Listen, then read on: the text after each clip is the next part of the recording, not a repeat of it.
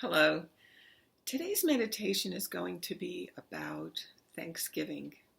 This time of the pandemic being a time for Thanksgiving. And I first am going to talk about it a little bit in the context of psychotherapy and then in light of our relationship with God. In therapy, Thanksgiving is something that we can talk about oftentimes if we recommend to clients to do a gratitude list. And that is something that can be very helpful in some ways because what it does is open our eyes, make us more aware of things in our lives that we have taken for granted. When we take things for granted, we sort of shut down to it and we're not really able to receive or appreciate it. Thanksgiving allows us, or gratitude allows us, the ability to be able to appreciate, to value, to receive what is in our lives. So when we take things for granted, and so therefore we're sort of oblivious to it, not paying attention to it because it's become automatic, then we are not able to be grateful. We are not able to appreciate things. There is also something else that we sometimes do in therapy to help with the gratitude in our lives, and that is in mindfulness, what is called having a beginner's mind. A beginner's mind is someone is having an attitude toward your life that is stripped of expectations and assumptions. So the things that we think we know, the things that we automatically assume are going to be there, we strip ourselves of that attitude so that we become more open to the uniqueness of the moment and the situation as it is now. And by doing that, we are more open to what is available for us, to the good that is there for us. A beginner's mind can often be compared to that of a child's mind. And I was thinking of the situation of an example with snow, where a child in the midst of snow may find herself very excited, wanting to play in the snow, to enjoy the snow, to fall on the soft cushion of the snow, to sleigh ride on the snow, to throw snowballs on the snow, and just all this fun stuff in the snow. But as we grow older, and I will speak for myself, in my age, a lot of times, even though I can appreciate the beauty of the snow, I'm more often going in the direction of, now I have to be careful. I have to allow myself more time. This is an inconvenience. It might be dangerous or risky. Driving in the snow, walking in the snow might result in me falling. All of these wonderful associations to snow, these assumptions, these expectations that really prevent me from being able to enjoy the beauty and wonder of the snow as it is. Another thing that can interfere with our ability to be grateful, other than kind of having these assumptions, is the attitude of entitlement. So if we are feeling entitled to have everything that we have in our lives and to have the life that we have, we lose that opportunity or that position in life, that way of relating to life of gratitude. So it's a helpful thing to be aware that entitlement and assumptions do obstruct our ability to be grateful for life as it is. The pandemic has sort of shaken up our assumptions and our feelings, our attitudes of entitlement, because we're not necessarily going to go up to the coronavirus and say, I deserve to go out and have fun without a mask. It's not going to listen to us. So in that regard, we are sort of stripped of that entitlement in the face of the pandemic. And we are also stripped of our assumptions, many of our assumptions, because we've had to alter our daily routines. So in that regard, the pandemic has sort of shaken up our assumptions and our entitlements so that we can be more available to have gratitude.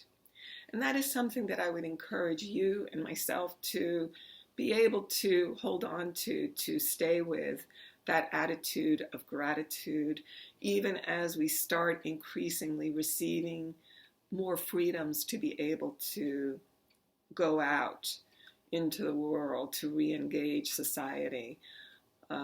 So it's a wonderful thing, but once again, anything and everything that's wonderful in our lives runs the risk of being of being taken for granted, taken advantage of, and becomes an assumption or an entitlement. And that is what we really need to protect against if we want to really be able to be open to our lives and to be able to appreciate it and value it as profoundly as we would like to. So now we look at our relationship with God, and what does that attitude of gratitude or thanksgiving have to do with our relationship with God? Well, I would say it has a lot to do with our relationship with God. We certainly read a lot about thanksgiving in the Hebrew Bible, especially in the book of Psalms.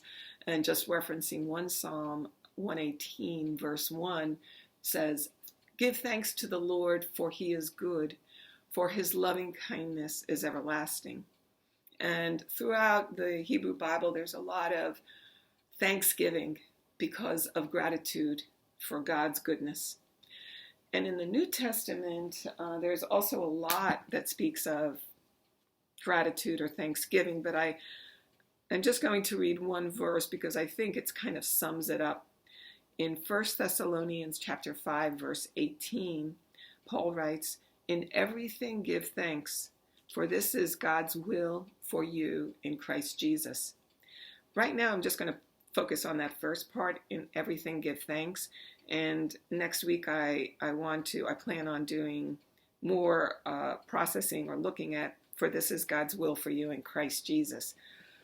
But for now, just looking at Paul's encouragement, exhortation to give thanks in everything. What does that mean? How can we give thanks for everything, even bad things that happen to us?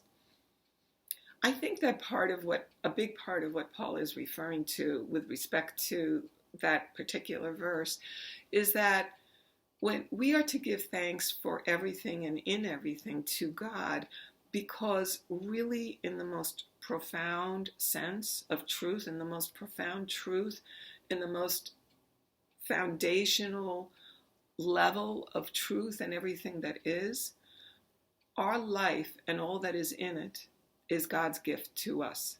It is not anything that we pay for, and it is not anything that we deserve, nor is it anything that we can take for granted, because at any moment, whatever we have can be taken away from us. So those attitudes of entitlement and assumptions just don't fit at all in the context of our relationship with God, who gives us all things freely. So Thanksgiving positions us in relation to God in the most true way, in the most true sense of our true relationship with Him, which is one of receiving from Him freely all that He does and is in our lives.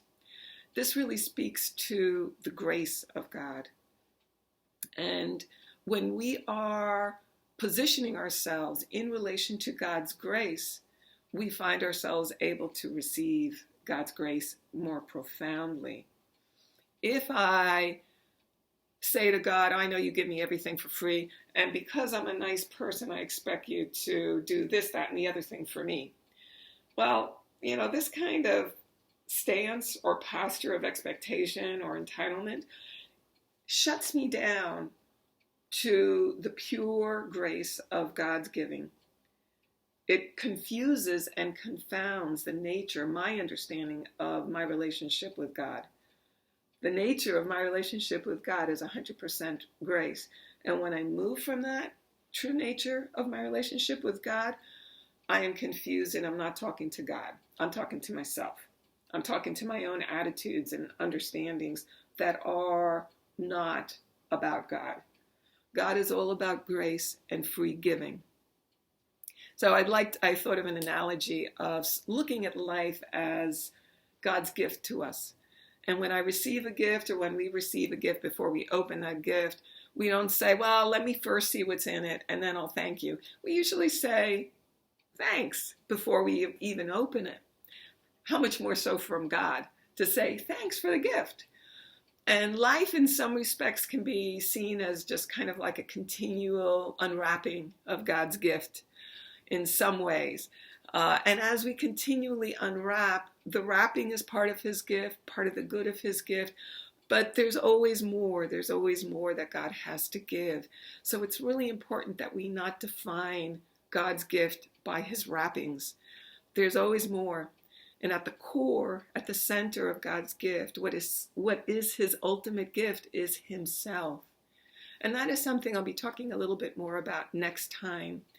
But I want to encourage you to try to explore being grateful, the grace of God that just prompts our gratitude and our ability to receive from him more freely. And I pray that this week you and I be safe in him.